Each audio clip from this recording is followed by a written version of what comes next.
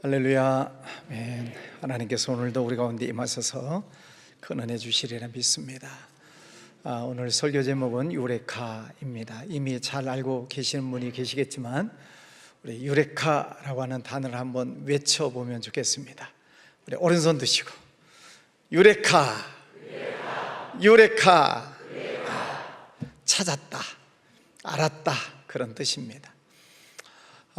BC 한 250년경 그리스의 한 왕이 자기가 쓰고 있는 금관이 있습니다. 왕관이 있는데 예나 지금이나 금이라고 하는 것은 굉장히 귀한 보석이죠. 근데 이 왕이 의심이 많아서 자기가 쓰고 있는 이 금관이 진짜 순금인지 아니면 불순물이 섞였는지를 알고 싶은 것입니다. 그래서 당시에 유명한 과학자인 아르키메데스라고 하는 사람을 불러서 이 금관이 진짜인지 가짜인지를 판명을 해달라고 하는 부탁을 합니다. 그 금관을 받아든 이 아르키메데스가 고민이 됐습니다. 이것을 다시 녹여서 확인할 수도 없고, 그렇다고 무게를 달아가지고 알 수 있는 길도 없고, 여러 가지 고민이 많이 생겼습니다. 끙끙 앓다가 어느 날 목욕탕을 가게 됩니다. 그래서 목욕탕에 자기 몸을 담그는 순간 자기 몸이 들어가는 만큼 물이 밖으로 빠져나가는 부력의 원리를 발견합니다. 그래서 순금을 담았을 때 물에 넘치는 양과 불순물을 섞었을 때 물이 넘치는 양을 계산을 하면 이게 순금인지 가짜인지를 알게 됐다는 것이죠. 그래서 왕이 쓰고 있는 그 금관이 순금인 것을 밝혀내게 됐다. 그래서 그 순간 그는 목욕탕에서 알몸으로 뛰어나가지고 유레카 하면서 길거리에 뛰어나갔다는데 이야기가 있습니다. 이처럼 유레카라고 하는 단어는 도무지 알 수 없는, 해결할 수 없는 어려운 문제가 있었는데 어느 날 갑자기 문제가 풀렸을 때 사람들은 유레카라고 이야기를 합니다. 또 요즘 컴퓨터를 많이 다루시는데 컴퓨터가 어떤 오류에 쌓여서 문제가 해결이 안 돼서 고민을 많이 했는데 갑자기 그 원인을 밝혀내서 고칠 수 있게 되었을 때 유레카 하는 것입니다. 여러분 생활 속에 여러 가지 힘들고 어려운 일들이 종종 있으실 텐데 그 생활 속에서도 하나님께서 주시는 해결책, 하나님이 주시는 지혜로 그 문제가 해결되는 역사가 일어나기를 바랍니다. 그래서 마치 묶였던 족쇄가 확 풀려나가는 것처럼 유레카 하는 그런 역사가 일어나기를 주 이름으로 축원합니다. 저도 오늘 본문 말씀을 읽고 또 읽으면서 설교 준비를 하다가 설교 제목을 어떻게 붙일까라고 생각을 하다가 유레카, 유레카라고 하면 지으면 좋겠다라고 설교 제목을 붙였습니다. 여러분 생활 속에도 그런 좋은 일들이 있기를 바라고, 오늘 말씀은 사도 바울이 자기 고백을 하고 있는 것입니다. 지난주에도 말씀을 드렸지만 이 사도 바울이라고 하는 사람이 예수님을 만나기 전에는 사울이라고 하는 이름, 아주 나쁜 사람이었습니다. 예수 믿는 사람들을 잡아서 때리고 감옥에 가두고 죽이는데 앞장섰던 사람이 사울이라고 하는 사람입니다. 어느 날도 다메섹이라고 하는 마을로 예수 믿는 사람들을 잡으러 가다가 갑자기 하늘에서 음성이 들립니다. 사울아, 사울아, 왜 네가 나를 핍박하느냐? 깜짝 놀랐습니다. 갑자기 하늘에서 자기 이름을 부르는 그 우렁찬 소리를 듣고 얼마나 놀랐겠습니까? 그래서 땅바닥에 엎드려가지고 벌벌벌벌 떨면서 당신은 누구십니까?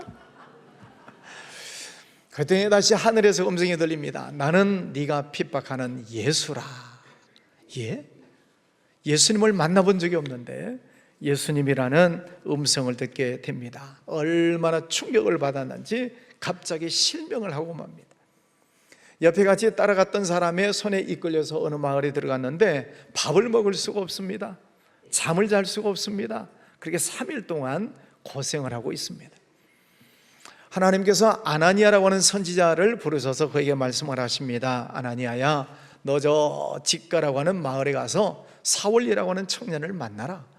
그가 지금 이런 상태에 있는데 그는 이방인과 임금들과 이스라엘 백성들에게 복음을 증거하도록 하기 위해서 내가 택한 나의 그릇이다. 그러니 그를 만나면 가서 안수하여 눈을 뜨게 하고 그에게 세례를 주어라. 그 말씀을 듣고 아나니아가 찾아갑니다. 사울을 만났습니다. 사울아, 네가 핍박하는 예수님은 하나님이시다. 그 예수님이 모든 사람들의 죄값을 위하여 십자가에 못 박혀 죽으셨고, 그 예수님이 당신의 죄를 위해서도 십자가에 못 박혀 죽으셨어.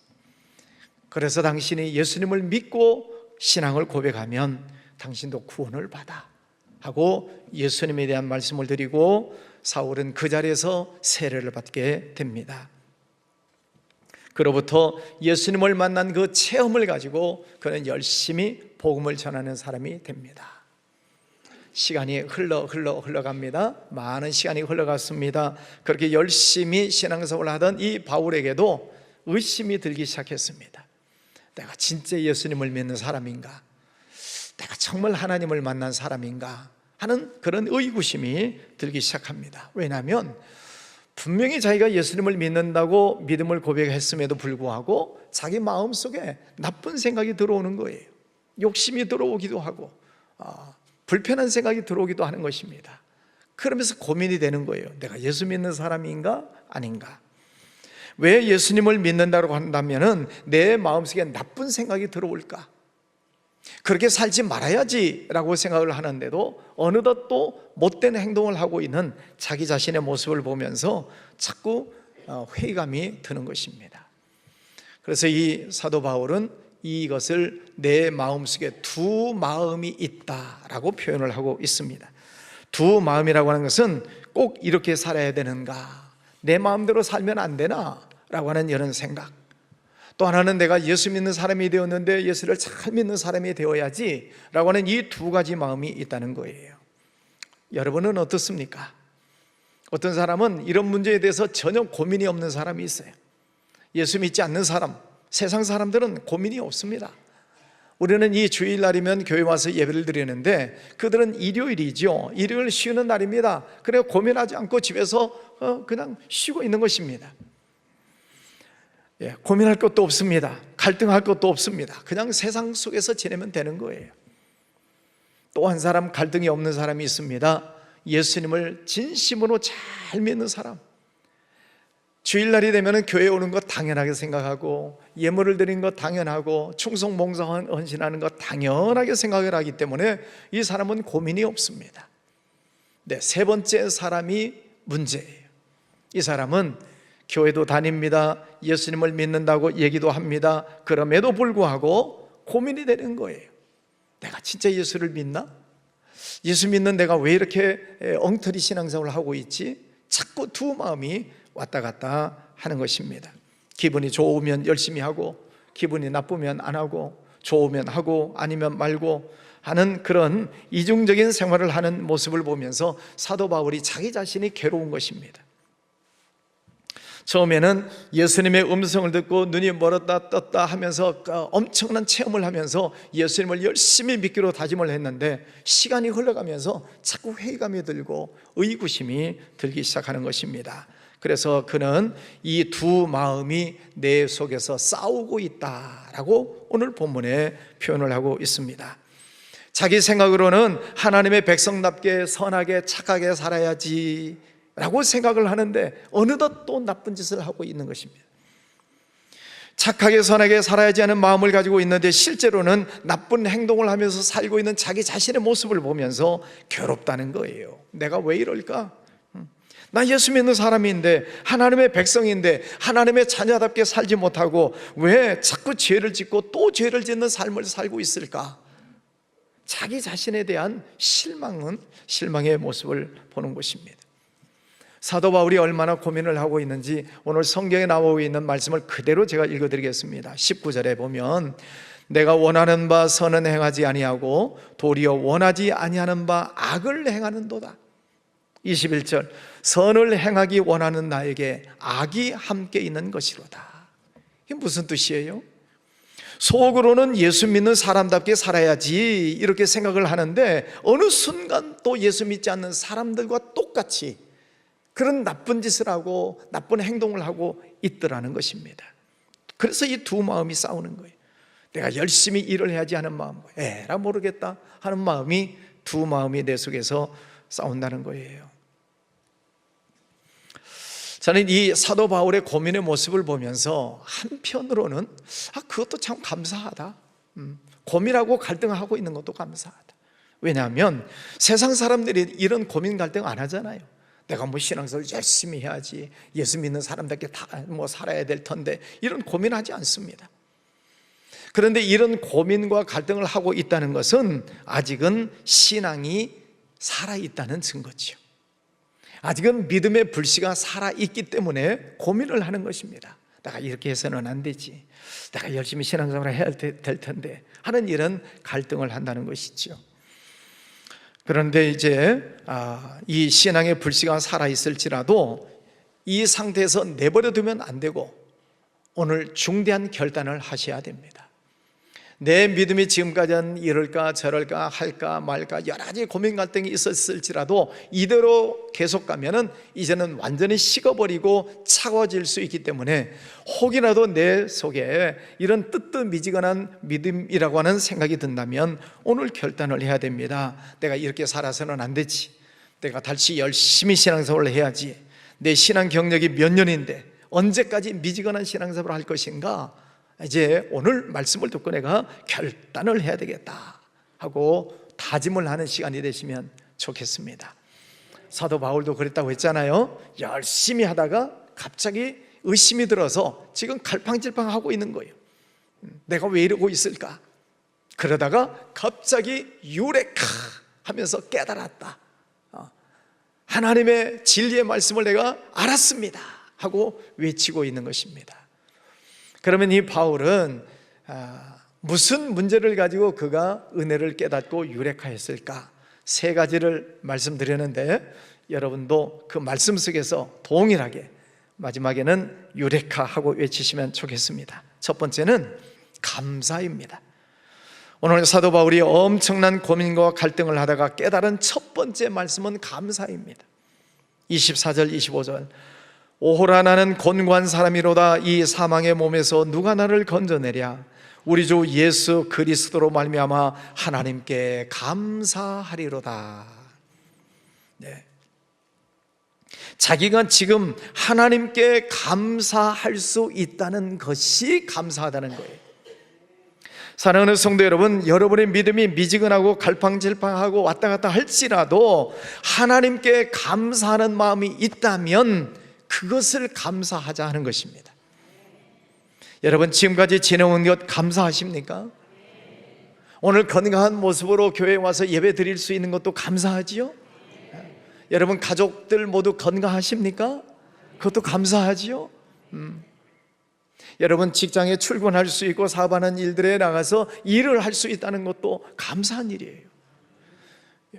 그 감사하는 마음을 가지고 여기저기를 찾아보면 하나님께 정말 감사하는 마음이 있다는 것, 이것이 감사하다는 것입니다. 그래서 사도 바울은 여러 가지 고민 갈등이 있었지만 지금도 내가 하나님을 감사할 수 있다는 것, 유레카 하고 깨달았다 하는 것입니다. 여러분 날마다 하나님께 감사하며 사시기를 주의 이름으로 축원합니다. 두 번째 말씀입니다. 8장 2절에 생명의 성령의 법이 죄와 사망의 법에서 나를 해방하였습니다. 할렐루야. 하나님의 말씀이 나를 죄에서 해방시켜 주셨다, 이 말씀을 깨달은 것입니다. 하나님의 말씀, 누구든지 하나님의 말씀을 듣고 예수 그리스도를 믿고 고백하면 우리를 죄에서 해방시켜 주셨다라고 하는 이 말씀을 깨달았을 때 사도 바울은 유레카 하는 것입니다. 죄에서 해방, 죄가 나를 구속한 적이 있었습니다. 죄라고 하는 것은 나를 하나님에게서 멀어지게 만듭니다. 하나님을 믿지 못하게 만듭니다. 하나님이 내게 주시는 축복을 받지 못하게 만드는 것이 죄라고 하는 것입니다. 죄가 무엇이라고요? 내 마음대로 사는 것입니다. 먹고 싶은 거 먹고, 마시고 싶으면 마시고, 가고 싶으면 가고, 하고 싶으면 하고, 말고 싶으면 말고, 쓰고 싶으면 쓰고, 자기 마음대로 사는 거예요. 하나님의 말씀 필요 없습니다. 목사님의 말씀 필요 없습니다. 옆에서 나를 위해서 충고해 주는 이야기들 필요 없습니다. 내 마음대로 사는 거예요. 그것이 뭐라고요? 죄. 죄가 무엇이라고요? 내 마음대로 사는 것. 이것이 죄예요. 요즘 세상을 떠들썩하게 하고 있는 사건이 캄보디아 사건입니다. 많은 돈을 주겠다. 그래서 사람들을 유혹해서 캄보디아에 오게 합니다. 그 사람을 가둬놓고 마약범이 되게 만듭니다. 보이스 피싱범이 되게 만듭니다. 그래서 그 나쁜 조직 속에 들어와 놓고 이 사람을 어떻게 이용할 것인가를 다 이용합니다. 그러다가 이 사람이 이용할 가치가 없다 판단이 되면 죽입니다. 장기를 적출해가지고 비싼 값에 팝니다. 나머지 시신은 갈아버려요. 흔적도 없이 사라집니다. 무서운 일이에요. 그 일당들이 붙잡혀 왔잖아요. 인간이 어떻게 인간을 그렇게 속이고 죽일 수 있는가? 죄라고 하는 것이 그렇게 무섭다 이 말입니다. 오직 돈만 보고 가는 거예요. 돈만. 그 돈을 벌기 위해서 다른 사람의 생명은 경시 여기는 것입니다. 내가 돈을 많이 벌기 위해서는 다른 사람의 생명을 얼마든지 이용할 수 있다라고 하는 이 무서운 생각을 하는 것이 죄라고 하는 것입니다. 여러분, 인간이 인간답게 살아가는 유일한 길이 있다면 하나님의 말씀을 잘 듣고 따라가는 것입니다. 하나님의 말씀은 생명이기 때문에 그 말씀 속에 생명이 있어서 하나님의 말씀에 하라는 것은 하시고 하지 말라는 것은 하지 마시고, 그 말씀을 따라 살다 보면 그 속에서 생명을 얻고 바로 가는 삶을 살 수 있는 것입니다. 거기에 성공의 길이 있습니다. 성경 말씀에 보면 하나님께서 우리 인생 앞에 생사화복을 놓아두셨다라고 말씀하십니다. 우리 인생 앞에 내일 모레 한 달 후 1년 후 우리 인생 앞에 생사화복이 있어요. 그런데 어느 길로 가야 생명을 만나고 복을 만나는지, 어느 길을 피해야 사망을 피하고 화를 피하는지 아십니까? 몰라요. 알 수 없어요. 그래서 그저 하루하루 살다 보니 어떤 날은 좋은 날도 있고 어떤 날은 안 좋은 날도 있고 갈팡질팡하면서 인생이 살아가고 있지 않습니까? 그런데 하나님께서는 우리에게 그렇게 말씀하지 않으세요. 내가 너 앞에 생사화복을 놓아두었는데 하나님의 말씀을 잘 듣고 순종하면 너희가 생명을 얻고 번성할 것이고, 하나님의 말씀에 불순종하는 삶을 살면 사망을 만나고 화를 만날 것이다. 신명기 28장에 말씀을 하십니다. 여러분, 우리가 인생을 바로 살아가기 위해서는 하나님의 말씀을 잘 들으시기를 바랍니다. 사도 바울도 갈팡질팡하는 그 생활이 있었지만은 그 하나님의 말씀을 듣고 깨달았을 때에 이 말씀 속에 생명이 있구나, 이 말씀이 나를 죄에서 해방시켜 주셨구나, 유레카 할렐루야 하고 있는 것입니다. 여러분, 말씀 듣고 은혜 받으시기를 바랍니다. 말씀 속에서 해방을 얻으시기를 바랍니다. 세 번째는 성령입니다. 11절, 예수를 죽은 자 가운데서 살리신 이의 영이 너희 안에 거하시면 그리스도 예수를 죽은 자 가운데서 살리신 이가 너희 안에 거하시는 그의 영으로 말미암아 너희 죽을 몸도 살리시리라. 예수님을 죽음에서 살리신 그 성령이 우리 죽을 몸을 살려주신다는 것입니다. 그래서 이 사도 바울도 오호라 나는 곤고한 사람이로다, 누가 이 사망의 몸에서 나를 건져내랴. 내가 괴롭다, 힘들다, 어렵다는 거예요. 그렇게 힘들고 어려운 그 고민을 하고 있을 때에 하나님의 영, 성령이 예수님을 죽음에서 살리신 것처럼 그 성령이 내 죽을 몸을 살려주신다라고 깨달은 거예요. 그래서 유레카 하는 것입니다.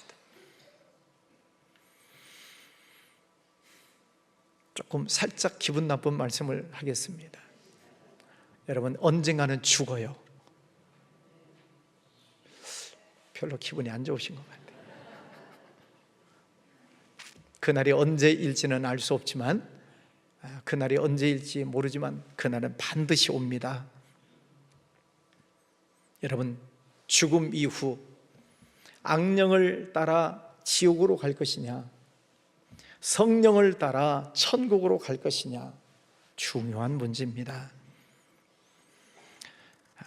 그런데 우리가 늘 하나님께 감사하고 하나님의 말씀에 순종하고 살고 보면 성령께서 우리 죽을 몸을 살리셔서 부활의 몸으로 바꾸셔서 성령이 우리를 천국으로 인도하신다는 사실을 사도 바울이 깨달은 것입니다. 여러분, 성령 하나님이 우리 안에 계심을 믿습니까? 네. 성령이 우리 안에 계셔요. 그것을 어떻게 알 수 있는가? 단적으로 제가 말씀을 드릴 테니까 보세요. 성령 하나님이 여러분 안에 계시기 때문에 오늘 교회에 와서 예배 드리시는 거예요. 성령이 여러분 속에 안 계시면 교회 못 와요. 예배 끝나고 이제 길에 지나가는 사람들이 있을 텐데 교회 잠깐만 들어왔다 가세요. 따라올까요? 안 따라옵니다. 왜? 무섭다고 못 들어와요. 교회가 아무나 들어오는 곳이 아니에요. 성령께서 우리들 마음속에 감동을 주시고 성령께서 역사하실 때 내 발로 걸어 들어와서 예배 드리는 것입니다. 이 시간 성령 하나님이 여러분과 함께 하심을 믿으시기를 바랍니다. 그 성령님은 그렇게만 역사하시는 것이 아니라 우리 안에 오셔서 능력을 주세요. 우리가 세상을 살다 보면 힘들고 어려운 일이 있을 텐데 성령께서 능력을 주시겠다, 지혜를 주시겠다, 내가 너와 함께 하겠다, 그러니 두려워하지 말아라 말씀하십니다. 그 성령이 우리 안에 오셔서 영원히 나와 함께 계시면서 우리의 마음의 생각과 뜻을 감찰하시겠다, 성령이 깨닫게 하시겠다는 것입니다. 혹시라도 우리가 살다 보면 나쁜 생각이 들 수도 있어요. 어떤 욕심이 들어올 수도 있어요. 그런데 성령 하나님이 내 안에 계시면서 나쁜 생각을 하고 나쁜 욕심을 품을 때 성령이 아세요. 그래서 성령께서 우리들 마음속에 안 돼, 그거는 죄야, 하지마 라고 하는 깨달음을 주세요. 그런 때가 있었어요? 많이 있었어요? 겁나게 있었어요? 겁나게 있었어요? 네. 우리가 예수를 잘 믿는다고, 예수 믿는다고 하는데도 나쁜 생각이 들어오는 때가 있어요. 그런데 성령이 막으시죠. 안 돼, 그건 죄야. 어떤 때는 또 옆에 있는 사람들이 집사님 그거 하면 안 돼, 그거 손대지 마, 그건 잘못된 거야. 사람을 통해서도 우리가 죄 짓는 것을 막아주시는 때가 있어요. 그런 역할들을 성령이 하고 계시다는 것입니다. 그래서 하나님의 백성인 우리가 거룩한 삶을 살도록, 깨끗한 삶을 살도록 우리를 늘 지켜주시는 줄 믿습니다. 어떤 경우에는 반대로 성령께서 이거는 네가 하면 좋겠다, 이거는 내가 해야 되겠다 하는 이런 사명감을 주시는 때가 있습니다. 오늘 주보에 써놨습니다마는 아마 작년 이맘때쯤 된 것 같아요. 오늘 기도하다가 갑자기 시골에 계시는 목사님들을 섬기는 시간을 가지면 좋겠다 하는 생각만 하고 지나갔어요. 시골 교회 목사님들 섬기면 좋겠다 그런 생각이 잠깐 들었는데 그냥 잊어버리고 갔는데, 몇 달 전에 시골에 계시는 저하고 이제 노회장을 같이 했던 이제 형님 목사님이 계셔요. 나이가 많으시니까 이제 은퇴하셨어요. 전화가 와가지고 이 목사님, 우리 이 시골에 목회자 이 모임이 있는데 한번 와서 강의를 해주면 좋겠어요. 갑자기 작년에 생각했던 말씀이 딱 생각이 나가지고 고민할 것도 없이 예 알겠습니다, 가겠습니다. 그리고 날짜를 정하고 이제 어저께 그저께 목요일날 제가 다녀왔습니다. 시골 교회 목사님들을 섬기는 것 생각했을 때 쉬운 일은 아니에요. 몇 시간 달려가야 되고, 또 시골 교회 목사님들 모이는 자리인데 뭐 빈손 들고 갈 수 있나요? 뭐 선물이라도 좀 사가야죠. 뭐 가서 강의하고 온다고 뭐 사례비 줄지 안 줄지 모르겠지만은 준다고 또 받아올 수 있겠어요? 그러니까 한편으로 마음속에서는 안 가도 좋겠다, 괜히 뭐 부담스럽고 그냥 안 가면 좋겠다는 생각이 드는데, 하나님께서는 시골 목회자들을 섬겨라 하는 말씀을 주셔요. 그래서 어쨌든 지난 목요일 날 가서 강의를 하고 왔습니다. 이제 강의가 다 끝나고 식사하고 나오려고 하는데, 저를 초청했던 목사님이 봉투를 주시면서 막 주셔요. 이거 뭘 이런 걸 다 이거 안 주셔도 되는데, 안 받으려고 했죠. 근데 목사님 이렇게 하여튼 이렇게 그래서 받아서 이제 넣었다가 바로 꺼내가지고, 목사님 이거는 제가 받을 수가 없습니다, 다시 드릴 테니까 우리 목사님들 모임을 위해서 잘 쓰시면 좋겠습니다 하고 이렇게 손 감각을 통해서 얼마나 몇 장이나 들었을까. 왜 그랬냐면 그 장소에 갔더니 순서지가 있어. 순서지 세미나니까 순서지가 있는데, 그 순서지 하단에 광고가 있는데 목사님들 한 달 회비가 5,000원이래요 1년 회비가 6만 원이에요 그 목사님들이 5,000원씩 모아가지고 한 번씩 모이면은 식사도 하고 교제하고, 그리고 남은 금액들을 모아서 두었다가 1년에 한 번씩 외부 강사 초청하면 거기서 사례비를 드린다는 거예요. 왜 그것을 내가 봐가지고 그 목사님들 회비가 5,000원짜리인 것을 내가 왜 봐가지고, 받을 수가 없는 거야, 받을 수가. 그래서 다시 꺼내드리면서, 제가 목사님들 회비가 5,000원이라고 하는 것을 보는 순간 제가 사례비를 받을 수가 없습니다. 다시 받으세요. 이거 가지고 가면 제가 도둑놈입니다. 그래 드리고 왔어요. 세미나가 끝났는데 오셨던 그 목사님 가운데 한 분이 트럭을 몰고 오셨는데, 트럭에다가 대추를 한 트럭 싣고 오셨어요. 자기 교회 권사님이 대추 농사를 짓는데 다 못 팔아가지고 끙끙 앓고 있대요.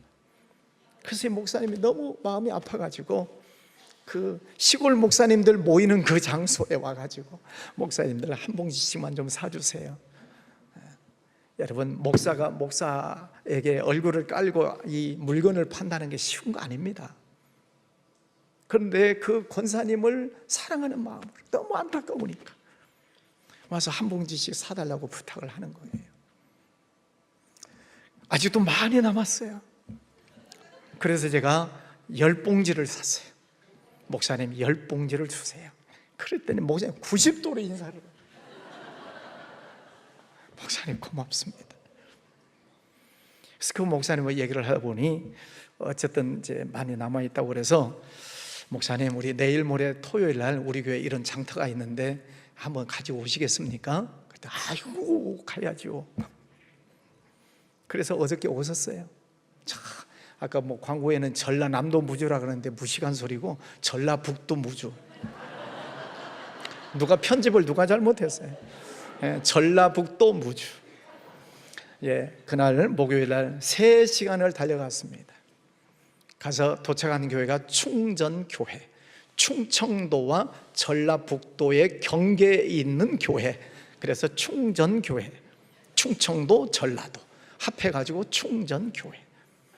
그러니 얼마나 시골이겠어요.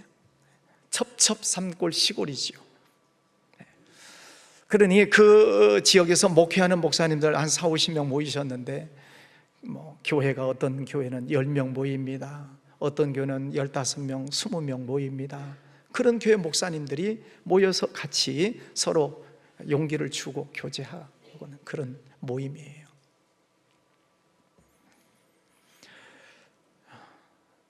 그 목사님에게 여기 우리 교회에 이런 시간이 있으니까 한 코너를 드릴 테니까 오셔서 바르시라고.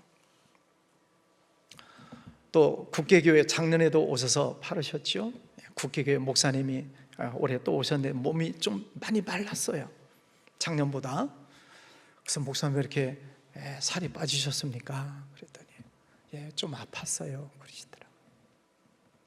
그런데도 그 시골에 있는 성도님들 물건을 가지고 어저께 트럭을 몰고 올라오고 있었어요. 몸이 아픈데도.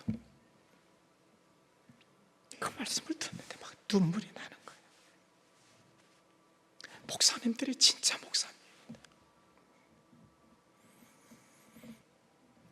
그 목사님들 앞에 제가 얼마나 부끄러운지. 그 목사님, 그분도 목사고 저도 목사잖아요. 근데 그 교회 성도님들의 그 농산물을 다 팔지 못해서 남아있는 것을 보면서 안타까워서 자기 몸도 아픈데 트럭을 몰고 와가지고 어제 오후 하루 종일 팔고, 목사님은 내려가셔서 오늘 예배를 드려야 되니까 성도님들이 남아서 오늘 아침 2부 예배 드리고 지금 팔고 계세요. 제가 이 일을 참 귀하게 여기는 이유가 뭐냐면은, 작년에 같이 오셨던 분 가운데 교회를 안 다니시는 분이 계셨어요. 근데 목사님은 그분을 전도하고 싶어서 물건을 가지고 그분이랑 같이 우리 교회를 오셨어요. 그래서 작년에 우리 성도님들이 물건을 사주시고 또 따뜻하게 손도 잡아주시고 아주 정답게 해주셨답니다. 그리고 토요일날 주무셔야 되니까 우리 교회에서 가까운데 호텔을 잡아드렸어요. 그랬더니 작년에도 말씀드린 기억이 나는데, 그분이 처음으로 호텔에서 주무셨다고 그러면서 목사님 내년에 또 오고 싶어요. 그래서 이번에 또 오셨어요. 그래서 어쨌든 또 호텔을 또 잡아드렸어요. 그리고 2부 예배 드리고 이제 이렇게 나가실 때 어떻게 호텔에 잘 주무셨어요? 목사님 너무 매년 오고 싶어요.